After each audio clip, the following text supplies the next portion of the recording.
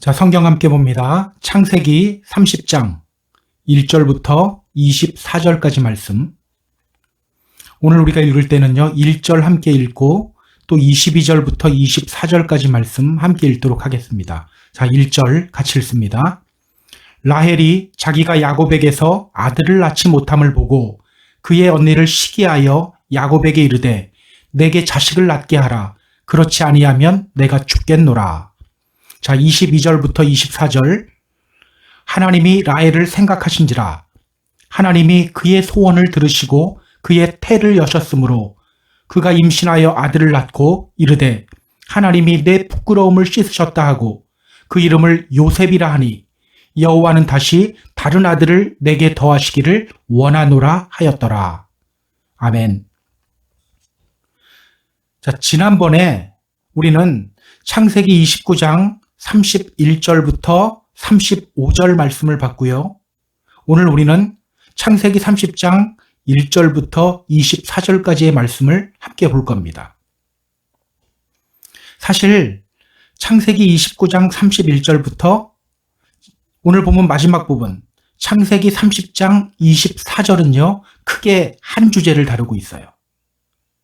그게 뭘까요? 오늘 본문을 통해서 계속해서 반복되는 단어가 하나 있습니다. 그게 뭔지 좀 찾아보세요.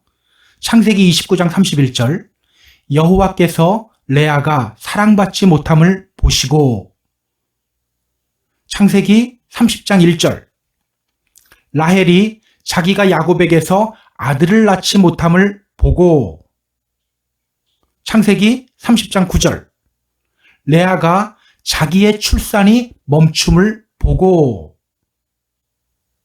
어떤 단어가 계속해서 반복되고 있죠? 보다. 보다라는 단어가 계속해서 반복되고 있습니다. 여호와께서 보셨다. 라헬이 보았다. 레아가 보았다. 히브리어 성경을 보면요, 더 명확해져요. 창세기 29장 31절을 히브리 성경으로 보면요, 라라는 단어가 제일 앞에 나옵니다. 라, 보다라는 뜻이에요. 보았다, 여호와께서. 이렇게 문장이 시작됩니다. 창세기 30장 1절도 라, 이 단어가 제일 앞에 나와요. 보았다, 라헬이. 창세기 30장 9절도 라, 이 단어가 문장 제일 앞에 나옵니다. 보았다, 레아가. 주어만 달라졌을 뿐 보다라는 단어가 계속해서 반복됩니다. 그러니까 창세기 29장 31절부터 창세기 30장 24절의 중심 주제는요, 보다입니다. 보다. 하나님이 볼 때 어떤 일이 일어나는지, 또 인간이 볼 때 어떤 일이 일어나는지를 우리에게 보여줘요. 그래서 오늘 설교 제목을 이렇게 잡은 거예요. 하나님의 눈과 우리의 눈. 하나님의 눈과 우리의 눈. 지난번에 우리는 하나님이 보았을 때 어떤 일이 일어났는지를 확인했습니다. 하나님이 레아를 보셨죠. 그러자 어떤 일이 일어났죠? 남편에게 사랑받지 못하는 레아가 계속해서 아들을 낳습니다. 하나님이 레아에게 아들 주신 이유가 뭐죠? 아이고, 그래, 남편에게도 사랑 못 받는데 아들이라도 좀 낳게 해주자. 이렇게 위로하기 위해서였나요? 아니죠. 레아를 하나님을 바라보는 사람으로 변화시키기 위해서 레아에게 아들을 주신 겁니다. 그녀는 첫째 아들을 낳고 아들의 이름을 루벤이라고 이름 짓습니다. 루벤, 보라, 아들이다 라는 뜻이에요. 그리고 그녀는 이렇게 고백하죠. 여호와께서 나의 괴로움을 돌보셨다. 그런데요, 이어서 이렇게 말해요.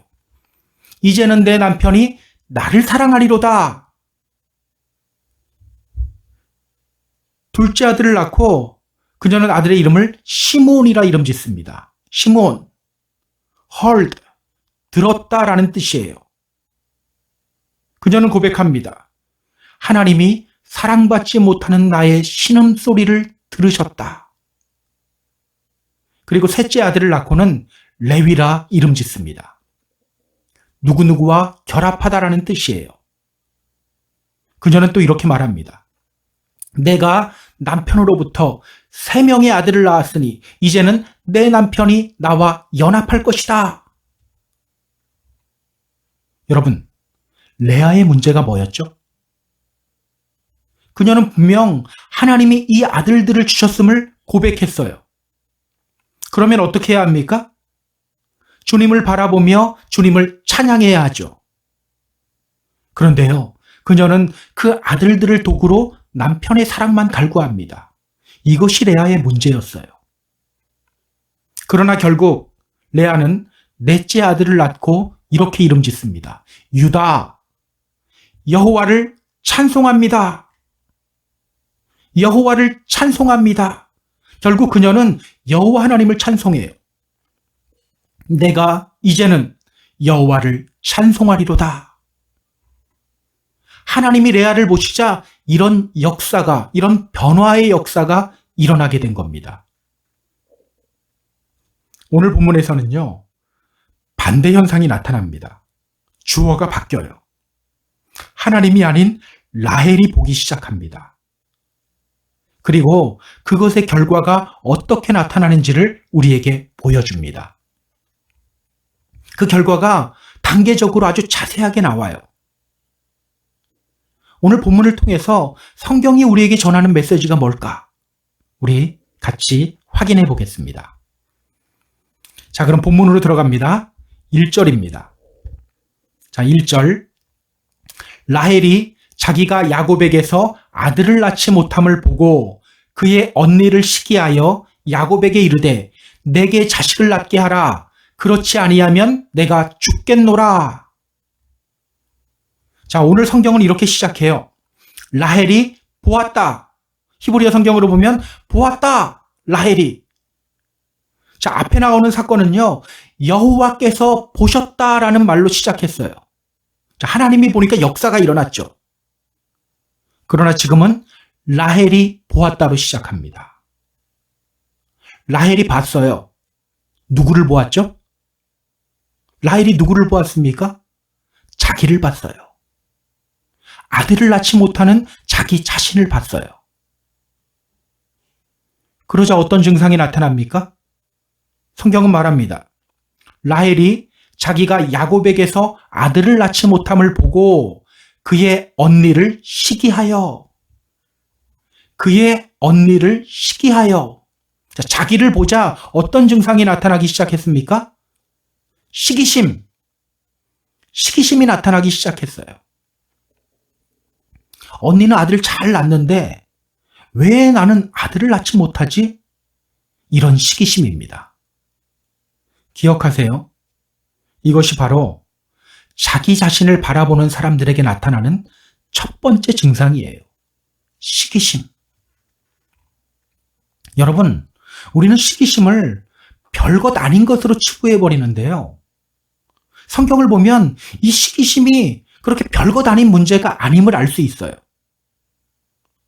유대 종교 지도자들이 왜 예수님을 십자가에 못 박았죠? 그들은 겉으로는 이렇게 말했어요. 저 예수가 신성모독했습니다. 자신을 하나님의 아들이라고 했습니다. 그런데요, 예수 믿지 않는, 하나님 믿지 않는 빌라도도 알았어요. 성경은 이렇게 말합니다. 이는 그가 그들의 시기로 예수를 넘겨준 줄 알미더라. 시기심 때문에 그들이 예수님을 죽였다고 말합니다. 그들은 나중에 제자들을 박해해요. 제자들을 박해한 이유에 대해서도 성경이 이렇게 말합니다. 대제사장과 그와 함께 있는 사람, 즉 사두개인의 당파가 다 마음에 시기가 가득하여 일어나서 사도들을 잡아다가 옥에 가두었더니. 사도행전 5장 17절 18절이에요. 시기심 때문에 제자들을 핍박했습니다. 교리적인 이유나 자신의 신념 때문이 아니에요. 시기심 때문이에요. 시기심이 이렇게 위험한 겁니다. 라헬이 자신의 눈을 자기에게로 돌릴 때 그녀에게 이런 시기심이 생겨나게 된 겁니다. 자, 그럼 그 시기심으로 인해서 라헬이 어떤 말을 하는지 볼까요? 시기심 가득한 라헬이 야곱에게 뭐라고 하죠? 내게 자식을 낳게 하라. 그렇지 아니하면 내가 죽겠노라. 야곱에게 자식을 낳게 해달라고 요구합니다. 그렇지 않으면 죽겠다고 말해요. 여러분, 자식은 누가 주시는 거죠? 하나님이 주시는 거예요. 시편 127편 3절은 이렇게 말합니다. 보라, 자식들은 여호와의 기업이요 태의 열매는 그의 상급이로다. 그런데 그녀는요, 남편에게 자식을 요구해요. 자식 낳게 하지 않으면 죽어버리겠다고 남편에게 떼를 써요. 여러분, 이때 라헬이 무엇을 했어야 합니까? 하나님이 나를 봐야 역사가 일어나잖아요. 하나님이 나를 봐야 역사가 일어나요. 그렇다면 무엇을 해야 합니까? 기도해야죠. 기도하면서 하나님, 저 좀 봐주세요. 외쳐야 되는 거예요. 사무엘의 어머니 한나를 보세요. 그녀 역시 자식을 낳지 못하는 여자였어요. 그때 그녀는 울면서 하나님을 향해 기도합니다. 만군의 여호와여, 주의 여종의 고통을 돌봐주세요. 나를 기억해 주세요. 주의 여종을 잊지 마세요. 주의 여종에게 아들 좀 주세요. 그리고 하나님은 그녀에게 아들을 주셨어요. 그런데요, 라헬은 하나님을 향하여 울지 않아요. 누구를 향하여 웁니까? 남편을 향하여 울며 부르짖어요. 내게 자식을 낳게 하라. 그렇지 아니하면 내가 죽겠노라. 자기 자신을 보니까 시기심이 생기고, 시기심이 생기다 보니까 하나님을 향해 부르짖지 않고 사람을 향해 부르짖게 된 겁니다. 자, 그러자 어떤 증상이 또 나타나는지 볼까요? 2절 보세요.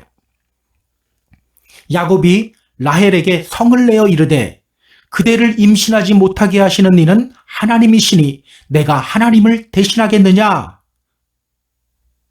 그렇게 울며 죽겠다고 떼를 쓰는 라헬에게 야곱이 어떻게 반응합니까? 화를 내며 말해요. 내가 하나님을 대신할까? 당신을 임신하지 못하게 하시는 분은 하나님이야. 사실 야곱도 이렇게 말하면 안 되죠. 맞는 말인데요. 이렇게 말하면 안 돼요. 어떻게 말해야 했을까요? 여보, 아들을 주시는 분은 하나님이니까 우리 함께 기도합시다. 이게 정상이죠. 잠시 창세기 25장 21절 확인해 보세요. 창세기 25장 21절. 이삭이 그의 아내가 임신하지 못하므로 그를 위하여 여호와께 간구하매 여호와께서 그의 간구를 들으셨으므로 그의 아내 리브가가 임신하였더니, 그의 어머니 리브가 역시 자식을 낳지 못했어요. 그때 아버지 이삭이 뭐를 했어요? 하나님께 기도했어요. 그렇게 기도해서 태어난 아들이 바로 오늘 본문의 야곱이에요. 그런데 야곱은요, 화를 내며 반응합니다. 내가 하나님을 대신할까? 당신을 임신하지 못하게 하시는 분은 하나님이야. 왜 자꾸 나에게 뭐라 그래? 여러분, 이 말이 라헬에게 어떻게 들렸을까요? 송곳으로 가슴을 후벼 파는 것 같았을 거예요. 큰 상처가 됐을 겁니다. 여러분, 이 모든 일이 어디서부터 시작되었습니까? 다 자기 자신을 보는 것으로부터 시작된 거예요. 라헬의 눈이 자기 자신을 향하자 시기심이 생겨났고, 시기심이 생기자 기도하지 않고 사람에게 울부짖기 시작해요. 그 결과 야곱도 이렇게 반응하게 된 거고요. 그녀 안에 또 상처가 생기게 된 겁니다. 사람에게 부르짖으면요, 얻는 거는 상처밖에 없어요. 자, 그런데 여러분, 이렇게 자기를 본 결과는 여기서 끝나지 않아요.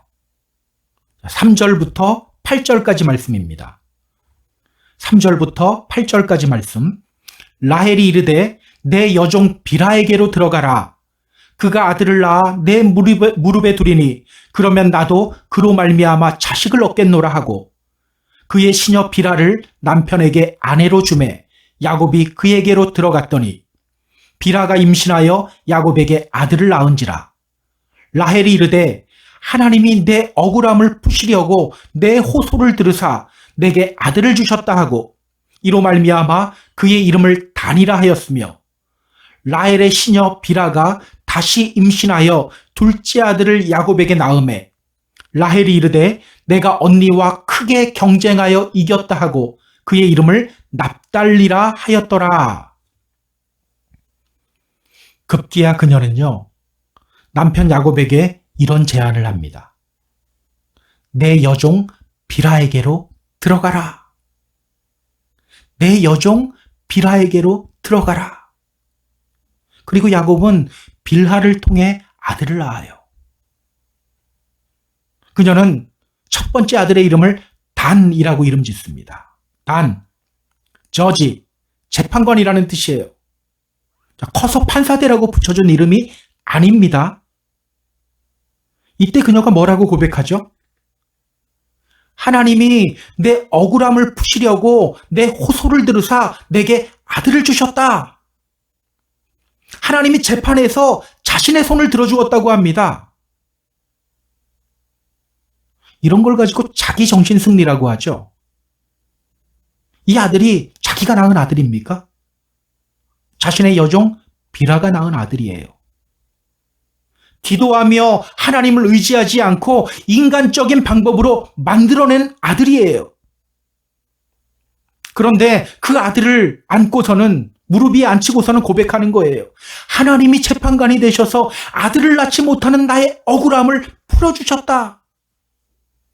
그야말로 자기 정신 승리입니다. 두 번째로 태어난 아들을 안고서는 이렇게 이름 지어요. 납달리. 납달리. 레슬링이라는 뜻입니다. 몸을 부대끼고 맞붙어 싸우다라는 뜻이에요. 자, 납달리를 품에 안고 그녀가 뭐라고 하는지 보세요. 내가 언니와 크게 경쟁하여 이겼다. 내가 언니와 크게 경쟁하여 이겼다. 자, 이 문장을 히브리 성경으로 보면요, 정말 깜짝 놀라게 됩니다. 히브리 성경으로 보면요, 크게라는 단어가 없어요. 우리말 성경에는 크게 이겼다라고 하잖아요. 근데 이 크게라는 단어가 없어요. 원래는 어떤 단어가 들어있는지 아세요? 엘로힘. 다시 말해 하나님이라는 단어예요. 그러니까 그녀는 납달리를 안고 이렇게 고백한 거예요. 내가 하나님의 경쟁에서 언니를 이겼다. 내가 하나님의 경쟁에서 언니를 이겼다. 여러분, 지금 이 상황이 하나님이 만들어 놓은 경쟁 구도입니까? 아니죠. 자기가 자격지심 때문에 자기가 스스로 경쟁 구도를 만들어 놓고 시기심으로 인간적인 방법으로 아들을 낳고서는 선포하는 거예요. 내가 하나님의 경쟁에서 언니를 이겼다. 여러분, 지금 이렇게 기뻐하고 있는 라헬의 모습이 어떻게 보입니까? 정말 기쁜 것 같이 보이나요? 그렇지 않죠. 오히려 안타깝고 불쌍하게 보여요. 너무너무 불쌍해 보여요. 그런데 여러분, 그거 아세요? 사실 오늘 우리들에게도 많이 나타나는 현상입니다. 기도하지 않고 자기 마음대로 일을 추진하고는 하나님이 하셨다고 해요. 자기 마음대로 경쟁구도 만들어 놓고는 하나님의 경쟁이라고 합니다. 여러분, 하나님이 우리 교회가 이 옆 교회들하고 경쟁하길 원하실까요? 절대로 그렇지 않아요.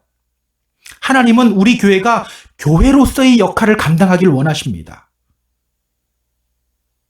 그런데 오늘날 많은 교회들이 옆 교회들과 경쟁을 해요. 주위에 다른 교회가 생기면 시기하고 질투해요. 왜 이런 현상이 나타납니까? 시선을 하나님께 두지 않고 자기 자신에게 두기 때문입니다. 저는 우리 믿음의 성도님들은요, 옆 교회들을 위해서도 기도하는 믿음의 성도님들이 되었으면 좋겠어요. 옆 교회 목사님들을 위해서도 기도하는 믿음의 성도님들이 되었으면 좋겠어요.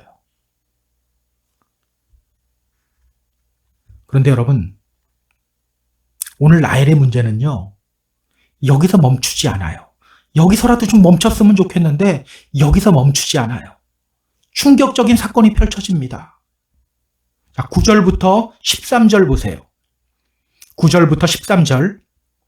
레아가 자기의 출산이 멈춤을 보고 그의 시녀 실바를 데려다가 야곱에게 주어 아내로 삼게 하였더니 레아의 시녀 실바가 야곱에게서 아들을 낳으매 레아가 이르되 복되도다 하고 그의 이름을 가시라 하였으며 레아의 시녀 실바가 둘째 아들을 야곱에게 낳으매 레아가 이르되 기쁘도다 모든 딸들이 나를 기쁜 자라 하리로다 하고 그의 이름을 아셀이라 하였더라.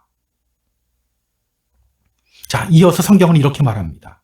레아가 보았다. 레아가 보았다. 무엇을 보았습니까? 또 자기를 보죠. 자신의 출산이 멈춘 것을 봤어요. 얼마 전까지만 해도 그녀는 내가 이제는 여호와를 찬송합니다. 이렇게 고백했어요. 그런데 레아도 라헬과 같이 자기 자신을 보기 시작해요. 그러자 그녀의 눈에 무엇이 보입니까? 더 이상 출산하지 못하고 있는 자기의 상황이 보이기 시작해요. 사실 출산은 이미 멈췄어요. 그런데 이제 그것이 보이기 시작하는 거예요. 자, 그러자 레아가 무엇을 합니까? 그녀도 라헬과 같이 자신의 여종 실바를 야곱에게 주어서 아들을 낳게 합니다. 그렇게 두 명의 아들을 낳죠. 첫째 아이의 이름을 갓이라고 이름 지어요. 갓. 무슨 뜻일까요? 트룹, 군대, 무리라는 뜻이에요. 너 이제 2명이냐? 난 5명이야. 훨씬 많지. 난 참 행운아야. 용용 죽겠지? 이렇게 외치고 있는 거예요. 둘째 이름을 뭐라고 짓습니까? 아셀. 무슨 뜻일까요? 해피, 행복이라는 뜻입니다. 그녀는 또 고백해요. 기쁘도다 모든 딸들이 나를 기쁜 자라 하리로다. 모든 여자들이 나를 기쁜 자라 하리로다. 자기 자랑하기 시작하는 겁니다. 여러분, 레아가 왜 이렇게 변했을까요? 얼마 전까지만 해도 내가 이제는 여호와를 찬송합니다라고 고백했던 레아. 그 레아가 왜 이렇게 갑자기 변한 걸까요? 이것이 이해가 됩니까? 예전에 친구 목사로부터요, 군대 경험담을 들었던 적이 있어요. 한국 군대에서는 이 대항군 훈련을 해요. 대항군은 부대에 침투해서 이제 중요 지점에 폭발물을 설치하고요, 각 부대는 그걸 막아야 돼요. 제 친구 목사가 대항군이 되어서 부대 안으로 침투를 해야 했습니다. 이 친구는요, 정말 착한 친구였어요. 신학대학 다닐 때에도 그 중에서도 착한 친구였어요. 그런데 대항군 훈련 중에 상대편에게 발각이 된 거예요. 자, 그 친구에 의하면 그때 갑자기 자기 입에서 욕이 막 나가더래요. 이렇게 말합니다. 솔직히 나 한 번도 욕한 적이 없었는데 그때 내 입에서 막 쌍욕이 나가고 있는 거야. 욕을 하면서 자신도 깜짝 놀랬대요. 내가 지금 뭘 하고 있는 거지? 그 친구가 나중에 이런 말을 합니다.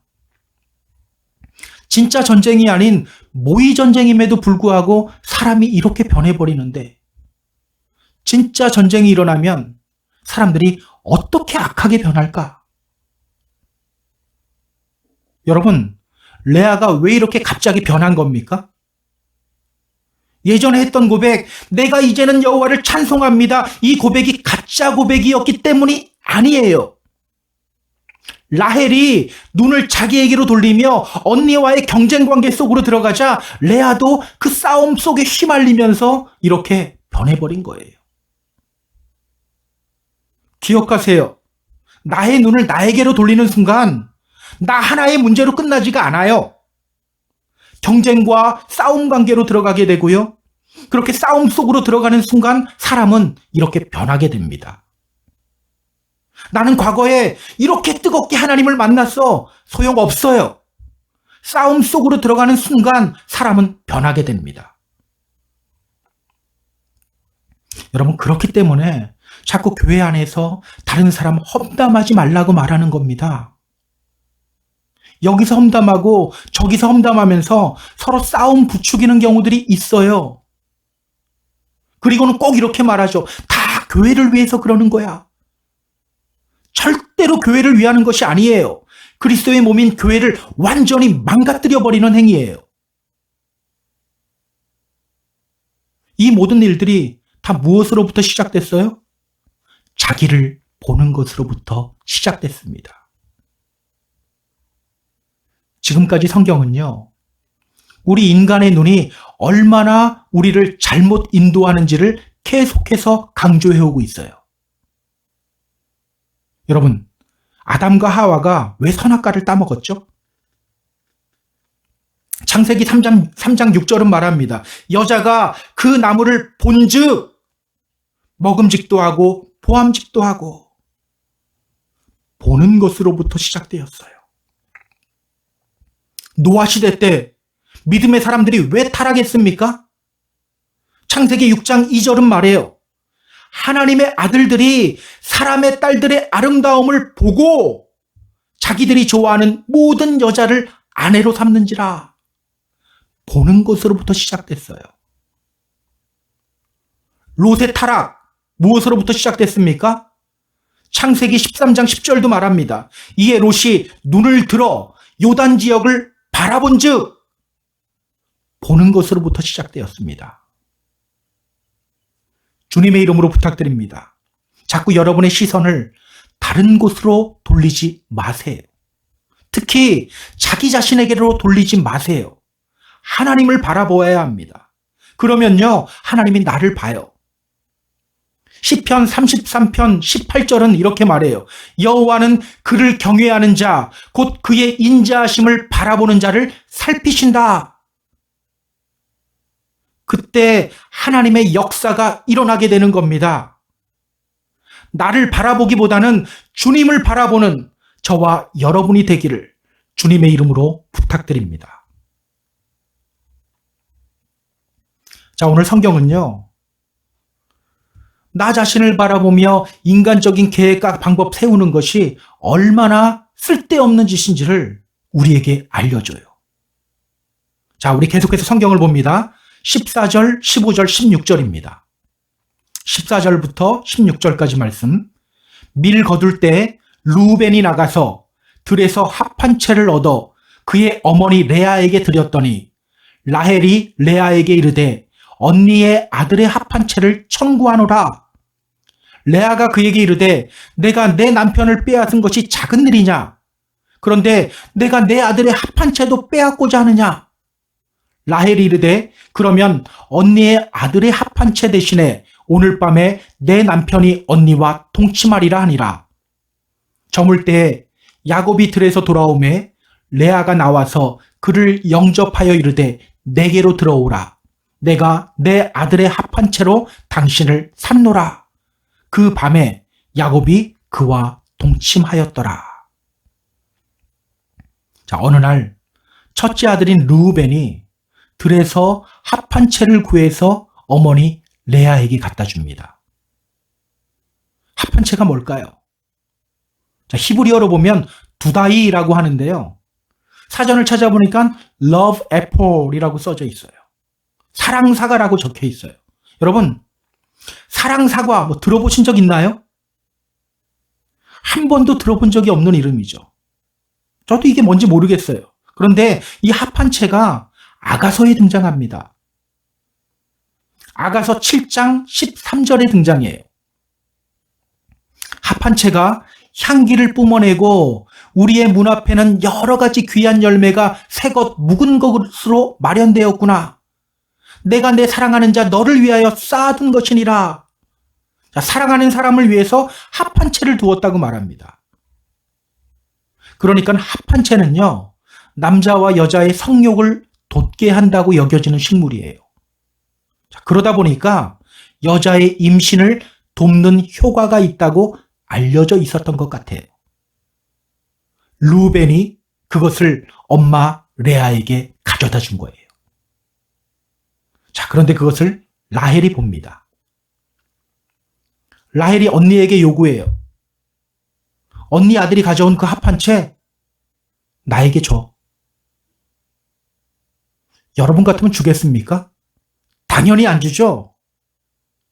레아는 거절합니다. 너가 내 남편의 사랑을 독차지하면서 이 합한 채까지 뺏으려고 하느냐?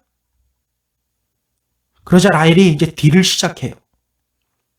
그 합한 채를 나에게 주면 오늘 밤 남편 야곱이 언니와 동침하게 할게.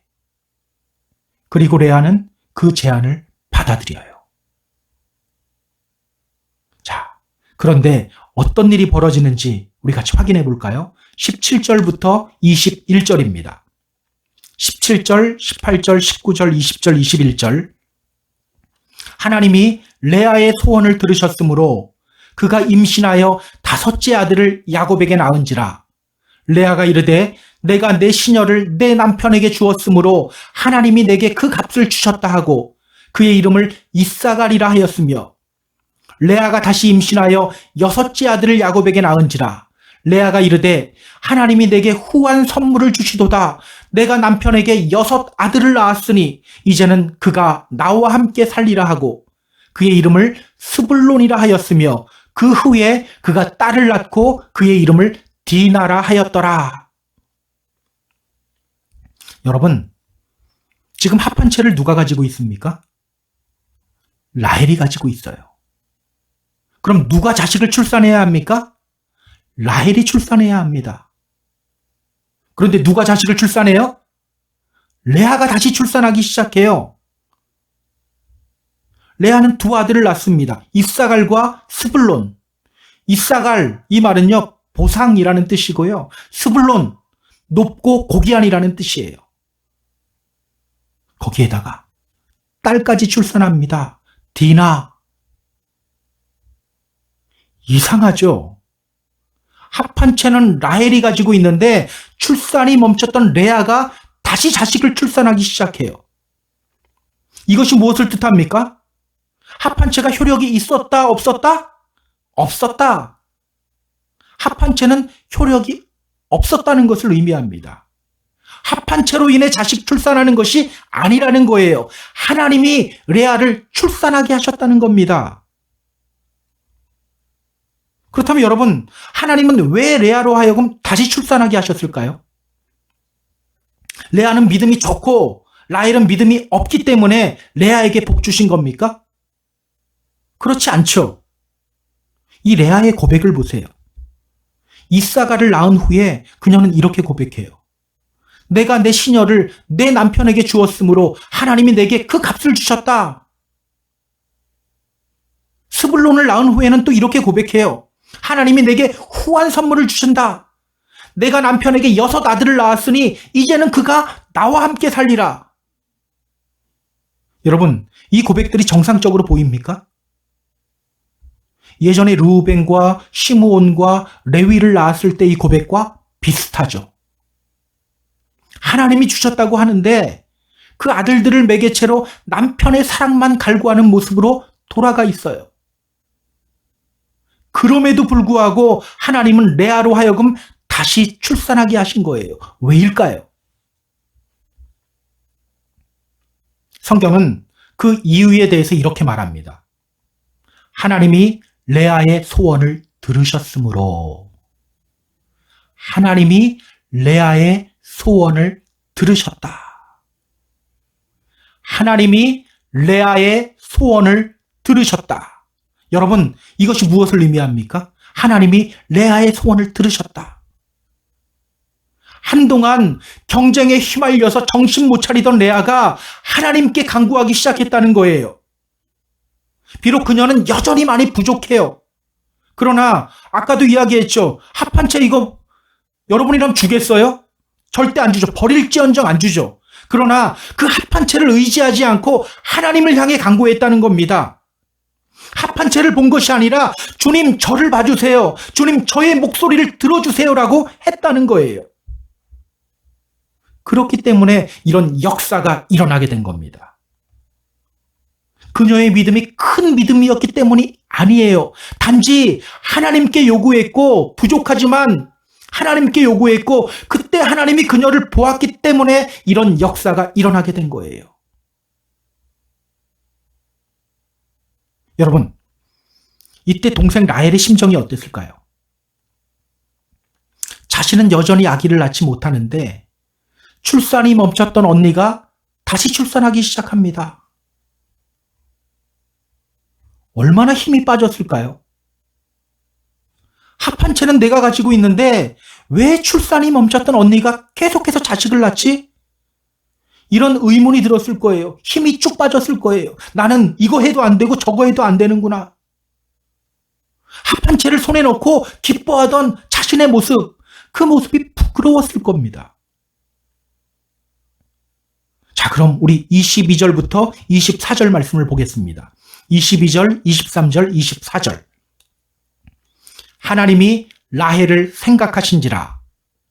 하나님이 그의 소원을 들으시고 그의 태를 여셨으므로 그가 임신하여 아들을 낳고 이르되 하나님이 내 부끄러움을 씻으셨다 하고 그 이름을 요셉이라 하니 여호와는 다시 다른 아들을 내게 더하시기를 원하노라 하였더라.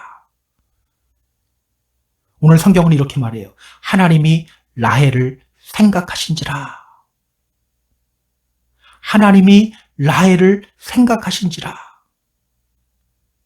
하나님이 라헬을 생각하셨다. 이 말이 무슨 뜻일까요? 하나님이 라헬을 생각하셨다. 생각하다. 히브리어 성경을 보니까요. 자카르라는 단어가 사용되고 있어요. 자카르. 이전에 우리가 봤던 단어예요. 창세기 8장 1절에서 봤습니다. 하나님이 노아와 그와 함께 방주에 있는 모든 들짐승과 가축을 기억하사. 노아가 컴컴한 방주 안에 있을 때 하나님은 노아와 그의 가족들을 기억하셨죠. 그것과 똑같은 단어예요. 방주 안에 있는 노아와 노아의 가족들을 기억하셨듯이 하나님은 라헬을 기억하셨다는 겁니다. 어떻게 기억하셨을까요? 아, 맞다. 지금 라헬이 자식이 없지? 이렇게 갑자기 생각이 났다는 걸까요? 그렇지 않아요. 히브리어 문법으로 보면요. 여기에도 sequential imperfect라는 시제가 사용되고 있어요. 우리말로 하면 연속적 미완료형입니다. 연속적 미완료형. 무엇을 뜻할까요? 하나님은 계속해서 라헬을 마음에 품고 계셨다는 겁니다. 그러니까 하나님은요, 늘 자기 자신을 바라보며 시기심에 휩싸여서 하나님께 구하지 않고 자기의 방법대로 일하는 그 라헬을 계속해서 마음에 품고 계셨다는 겁니다. 아, 라헬이 저러면 안 되는데, 라헬이 남편에게 부르짖는 것이 아니라 나에게 부르짖어야 되는데, 라헬이 빨리 자기 힘을 빼야 하는데. 여러분, 우리 하나님이 바로 이런 분이세요. 우리 하나님은요, 우리가 잘못된 길로 간다고 내치는 분이 아닙니다. 우리를 포기하지 않고 끝까지 당신의 가슴에 품고 있는 분이 바로 우리 하나님입니다. 반드시 기억하세요. 자, 이어서 성경은 말해요. 하나님이 그의 소원을 들으셨다. 하나님이 그의 소원을 들으셨다. 이것이 무엇을 의미합니까? 이제 힘이 빠질 대로 빠진 라헬이 이거 해봐도 안 되고 저거 해봐도 안 돼서 이제 힘이 빠질 대로 빠진 라헬이 하나님을 향해 간구하기 시작했다는 겁니다. 자기 자신을 바라보던 눈, 남편을 바라보던 눈, 여종을 바라보던 눈, 합한 채를 바라보던 눈을 이제 하나님을 향해 돌렸다는 거예요. 하나님, 저 좀 봐주세요. 제 고통을 좀 돌봐주세요. 그러자 어떤 일이 일어납니까? 드디어 그녀가 아들을 출산합니다. 아들을 낳은 후에 그녀는 고백해요. 하나님이 내 부끄러움을 씻으셨다. 하나님이 내 부끄러움을 씻으셨다. 내가 스스로 내 부끄러움 씻으려고 할 때는 안 됐는데 하나님이 나의 부끄러움을 씻으셨다. 그녀는 아들의 이름을 요셉이라고 이름 짓습니다. 그리고 고백해요. 하나님은 저에게 또 다른 아들도 주실 겁니다. 욕심이 아니에요. 믿음의 고백이에요. 하나님이 더 주실 것을 선포해요. 그녀의 믿음대로 그녀는 후에 또 한 명의 아들을 낳게 되죠. 베냐민을 낳게 됩니다. 여러분, 우리는 왠지 하나님만 바라보면 안 될 것 같아요. 부족할 것 같아요. 그래서 자꾸 이것저것들을 바라봐요. 자꾸 사람을 보고요. 자꾸 또 다른 합한 채를 봐요. 그러나 하나님은 말씀하십니다. 제발 나만 바라봐라. 내가 일한다. 나를 봐라. 기억하세요. 일하시는 분은 하나님이십니다. 합한 채가 일하는 것이 아닙니다. 인간적인 계획이나 방법이 어떤 일을 이루는 것이 아니에요. 하나님이 일하십니다. 혹시 오늘 또 다른 합한 채를 찾기 위해 안간힘을 쓰고 있는 분 있나요? 기도하며 하나님을 보시기 바랍니다. 그때 하나님이 우리를 보셔요. 그때 하나님의 역사가 일어나게 됩니다. 자, 이제 말씀을 정리할게요. 사랑하는 펜사콜라 한인교회 성도 여러분, 믿음은 시선을 어디다 두느냐의 싸움입니다. 내 시선을 어디에 두느냐? 더 구체적으로 말하면 시선을 하나님께 두느냐, 나 자신에게 두느냐, 이 싸움이에요. 시선을 나에게 두면 욕심만 생기고 시기심만 생깁니다. 그러다가 내 힘으로 일하려고 하고 내 방법대로 일하려고 해요. 그러다가 실패하는 인생이 되어버려요. 그러나 하나님께 두면 기대감이 생겨요. 예를 들어 볼까요? 누군가가 나에게 상처 줬어요. 그때 나의 시선을 하나님께 두면 어떻게 됩니까? 하나님, 저 사람 좀 혼내주세요. 이게 아니죠. 하나님이 지금 이 상황을 통해 나를 어떻게 훈련시키시고 나를 어떻게 당신의 사람으로 다듬어 가실까? 이 시험을 통과할 때 나는 얼마나 더 하나님이 기뻐하는 사람이 되어 있을까? 이런 기대감이 생기게 되는 겁니다. 그래서 성경은 우리에게 말해요. 믿음의 주요 또 온전하게 하시는 이인 예수를 바라보자. Fix our eyes on Jesus. 우리의 눈을 주님께 고정시키자. 오늘 우리는요, 물어야 돼요. 오늘 나의 합한 채는 무엇인가? 내 삶 속에서 내가 의지하는 합한 채는 무엇인가? 돈입니까? 스펙입니까? 여러분의 지식이나 경험입니까? 이제는 나 자신을 바라보던 눈을 돌려서 하나님을 바라보아야 합니다. 여호와는 그를 경외하는 자, 곧 그의 인자하심을 바라보는 자를 살피신다. 여호와의 눈은 의인을 향하시고 그의 귀는 그들의 부르짖음에 기울이시는도다. 우리가 하나님을 보며 하나님을 향해 부르짖는 순간 하나님이 우리를 보며 일하시기 시작합니다. 반드시 하나님의 역사가 일어나게 됩니다. 이런 복된 경험을 하게 되는 저와 여러분이 되기를 주님의 이름으로 소망합니다. 늘 주님을 바라보며 믿음의 승리를 이루시는 저와 여러분이 다 되기를 주님의 이름으로 축복합니다. 축복합니다.